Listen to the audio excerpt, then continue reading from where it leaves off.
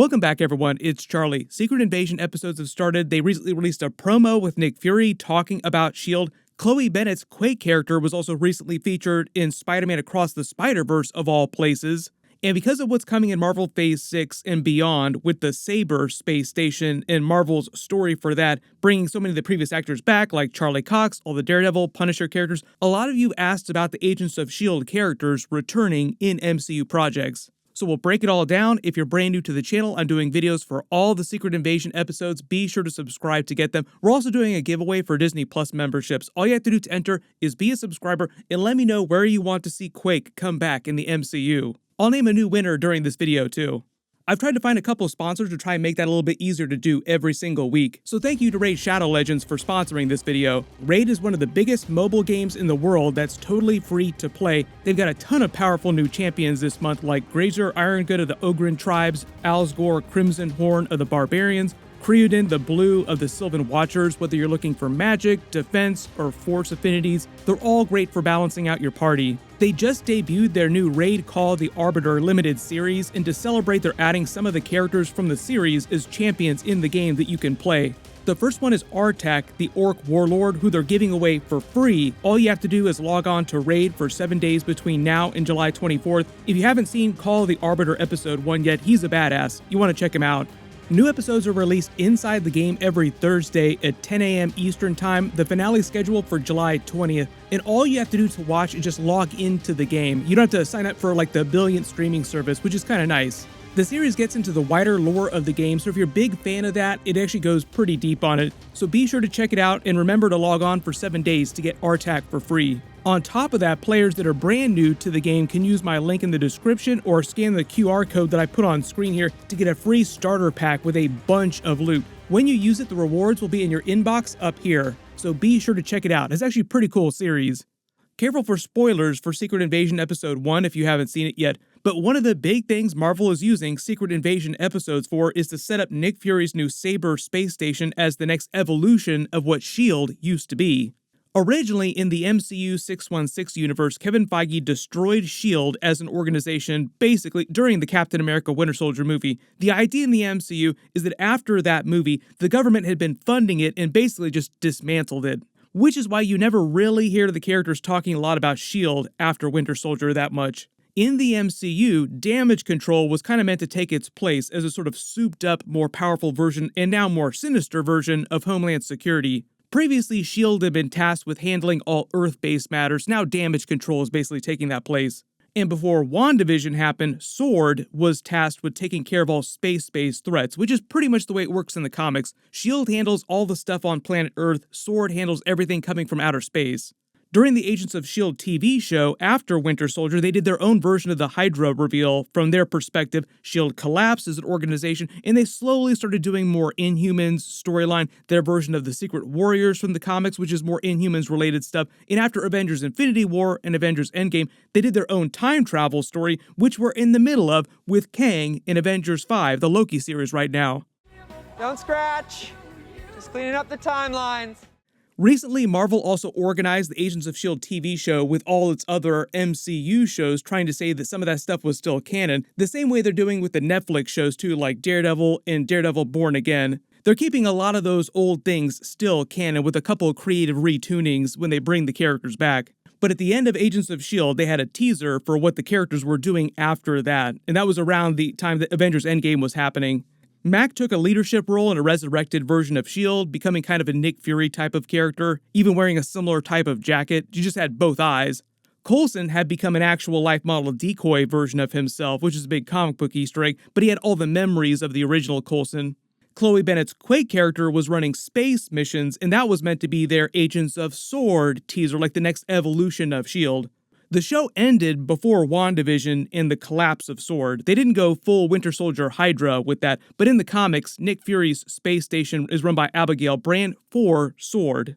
So in the MCU, they're saying that Nick Fury also developed another side agency separate from S.W.O.R.D., and because he's been building that Saber space station for years, like it didn't happen overnight, it sounds like that predates the fall of S.W.O.R.D., so he always planned for the space station to not be part of S.W.O.R.D. They just brought the Quake character back in Spider-Man Across the Spider-Verse of all places. I was kind of blown away by that. I didn't believe it at first till it was a bit of zoom enhancing, like, nope, yep, that is definitely Quake. In the back of Miles Morales and Genki's room inside their school, they hang a bunch of magazines, a bunch of newspaper clippings. If you zoom and enhance here, you can see on the wall is a newspaper clipping taken from the Agents of S.H.I.E.L.D. TV show. This is the exact same newspaper from the live-action S.H.I.E.L.D. TV show. And it's meant to be of Chloe Bennet's Quake character. I'm not expecting Quake to suddenly appear as a big character in Spider-Man Beyond the Spider-Verse or anything like that, but clearly she's a character in Miles Morales' universe. I think the reason why she wound up in Across the Spider-Verse is probably because one of the animators working on this particular scene is an Agents of S.H.I.E.L.D. fan. So like, what can we put on here that would be a cool Easter egg? Why don't we put a Chloe Bennet Easter egg here? A lot of the Easter eggs in the Spider-Verse movies are either canonical, like big story-based Easter eggs that are meant to be big teasers for things, and others are just animators having fun. So I think in this case, it was just an animator having fun. But now they're bringing so many of those original Marvel TV actors back from the Netflix shows like Daredevil, Punisher, Jessica Jones. They brought a younger Coulson back during the first Captain Marvel movie. People now asking, when are they going to bring Quake and any of the other modern S.H.I.E.L.D. characters back? Because Nick Fury's Saber Space Station, through the Secret Invasion, the Marvels movie, eventually the Young Avengers, all appropriate places to do that. If she ended Agents of S.H.I.E.L.D. working for S.W.O.R.D. doing space missions, it would only make sense that she would be working for Nick Fury at some point. But remember, that teaser predated the fall of S.W.O.R.D. during the WandaVision series. So even if S.W.O.R.D. goes away, she'd still be doing missions for Nick Fury. In real life, Chloe Bennet has been asked about coming back, and most of what she said, most of her reactions, are standard Marvel actor speech. If they want me back, I'd love to come back, but I don't know what their plans are for my character, yada yada yada. Everyone says that now. It's like the standard Andrew Garfield reaction nowadays. In fact, Tom Holland recently joked that he is no longer the leader of Spoiler Bros and giving stuff away because everyone else had been leaking stuff way more than he had recently. To be perfectly honest with you, I was actually the best at keeping secrets on that third movie. Andrew got caught ordering from a Deliveroo guy. Toby got caught somehow. Alfred Molina was telling people in the supermarket that he was doing the new Spider-Man show. Willem Dafoe got photographed at the airport. So I was the one that actually kept the secrets. So let's end that myth.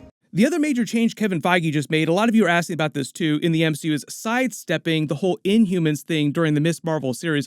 During the series, they canonized Kamala Khan as a mutant, played the X-Men the Animated Series theme song, and said that she was not an Inhuman. Then after the finale aired, they made that big reveal. The original creators of the Kamala Khan character in her initial comic book said that they had always planned to make her a mutant, but at the time that they were introducing the character, because Fox still owned the X-Men IP, the Marvel powers that be wouldn't let her make her a mutant and said that she had to be an Inhuman instead. If you don't remember, this was during the era when Ike Perlmutter still controlled Marvel everything, and because they didn't own the rights to X-Men, they didn't want X-Men to be a big thing, so they were trying to turn down the volume on X-Men mutant-related stuff at Marvel Comics just in general, which is why during that era, it seems like they almost published zero X-Men-related comics. They still published some, but they turned the volume way, way down. Now that Marvel has all the X-Men rights back, them making Kamala Khan a mutant in the MCU seemed like a pretty clear sign that Kevin Feige is making a beeline towards doing more mutants and X-Men related stuff in the movies and TV shows, and not so much with the Inhumans. They'll probably find some way of doing Inhuman stuff in the MCU eventually, but it just sounds like they don't have any plans to do that right away. During the Agents of S.H.I.E.L.D. TV show, Quake was clearly an Inhuman, like they had a very long Inhumans arc. If they bring her character back in the MCU, they might do what they did for Daredevil Born Again in the Netflix characters. So Charlie Cox, Vincent D'Onofrio has talked about this a couple of times, saying that most of the events from the original Daredevil series are still canon with a couple of minor creative changes.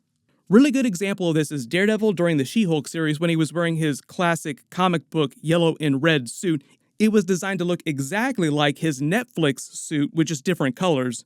So let me know in the comics if they're making slight changes to the characters and focusing more on X-Men mutant-related stuff, not so much Inhumans. Do you think that they would actually bring Quake back and try to say that she was a mutant this whole time? Or do you think that they would just continue saying that she's an Inhuman?